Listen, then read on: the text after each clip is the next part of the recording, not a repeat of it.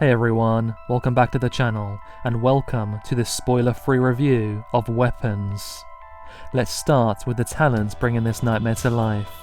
Behind the camera, co-writing and directing is Zach Krieger. Yes, the same Zach Krieger who gave us the impressive yet flawed Barbarian. A horror director that is clearly starting to make a name for himself, and I do not doubt that his stock will only continue to rise. Weapons focuses on the mysterious disappearance of 17 children from a single classroom, all vanishing at the same time on the same night, leaving a community searching for answers.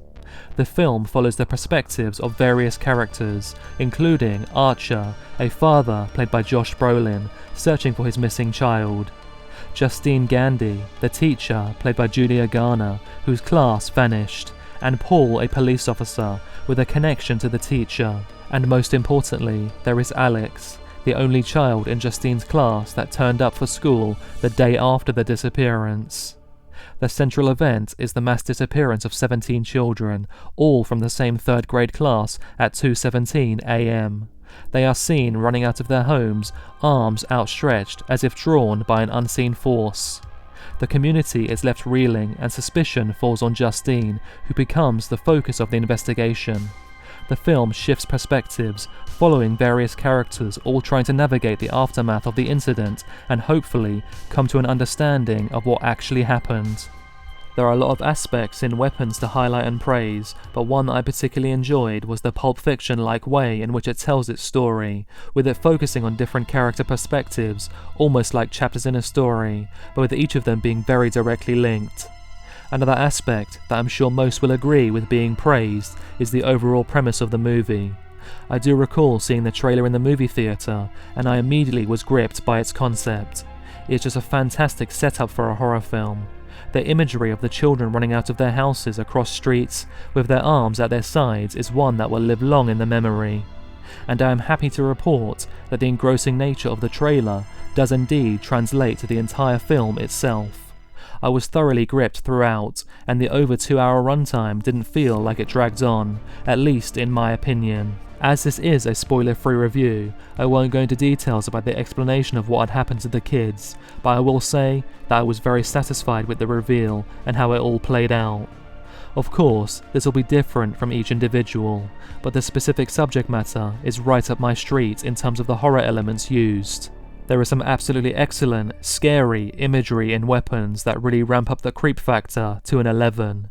Some of these moments are right up there as the best I have seen in a long while. Weapons has a special ability to combine very quiet, atmospheric, eerie moments with the ones that are the complete opposite in terms of how intense they are. In my mind, it nails both expertly.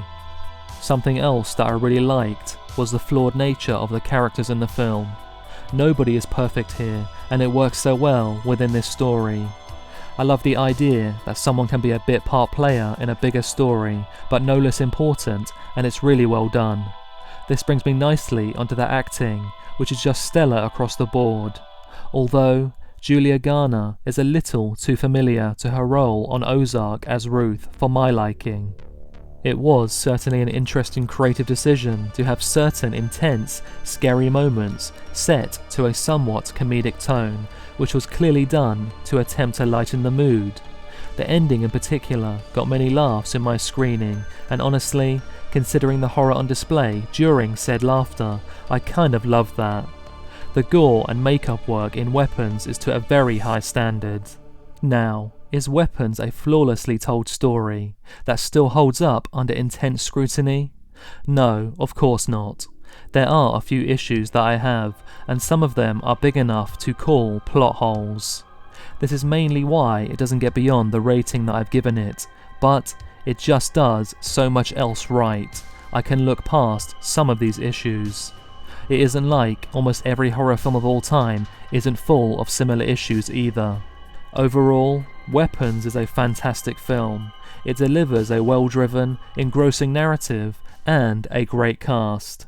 It has all the makings of a modern classic that people will be talking about for years to come. I would definitely recommend checking it out as soon as possible to avoid spoilers.